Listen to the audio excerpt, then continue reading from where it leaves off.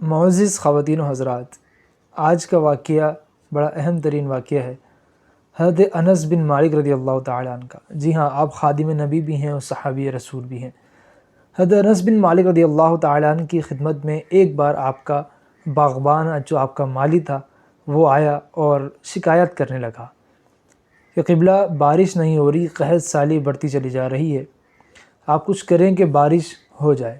حضرت انس بن مالک رضی اللہ تعالیٰ عنہ کا اس میں کیا کردار رہا؟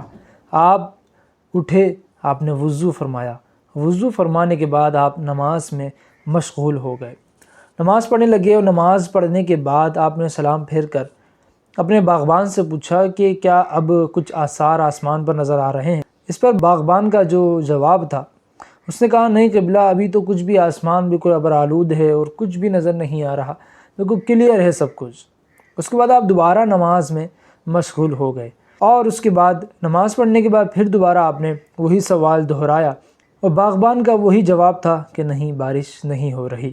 اس کے بعد تیسری یا چوتھی مرتبہ دوبارہ اسی طرح آپ نے دریافت کیا کہ کیا اب آسمان پر کچھ آثار نظر آ رہے ہیں؟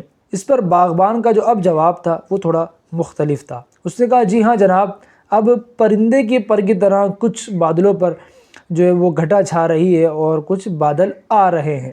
اس کے بعد آپ رضی اللہ تعالی عنہ پھر نماز میں مشغول ہو گئے، اور نماز پڑھتے رہے یہاں تک کہ بارش بہت زیادہ تیز ہونے لگی۔ اس کے بعد حضرت انس بن مالک رضی اللہ تعالی عنہ نے اس باغبان سے کہا کہ جاؤ، گھوڑے پر جاؤ اور دیکھ کر آؤ کہ بارش کہاں تک پہنچی ہے۔ تو باغبان گھوڑا دوڑا کر گیا اور دیکھ کر آیا، آ کر کہنے لگا جناب یہ بارش مسیرین اور غصبان سے آگے نہیں ہو رہی۔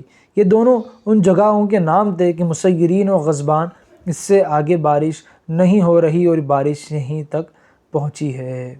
تو میرے معزز سامعین، حاضرین، اس واقعے سے، اس حکایت سے ہمیں کیا سیکھنے کو ملتا ہے کہ بارش نہ ہو رہی ہو، پریشانی ہو، مہنگائی ہے، پرابلمز ہیں، چوری ڈکیٹی بڑھ رہی ہے، پورا نہیں ہو رہا، برکت نہیں ہے، زیادہ کما رہے ہیں پھر بھی پورا نہیں ہو رہا، یہ سب معاملات، یہ سب چیزیں پریشانی ہیں، یہ سب اللہ کی ناراضگیوں کا سبب ہے۔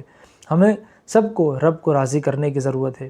آئیے رب کو راضی کریے، نمازوں کی پابندی کیجیے، اس کے آگے سجدہ گرو ہو جائیے اور اس سے معافی مانگیے، اور انشاءاللہ آپ دیکھیں گے کہ نمازوں کی پابندی کے بعد ہماری زندگی بھی اچھی ہو جائے گی، اور آخرت تو اچھی ہونی ہی ہونی ہے۔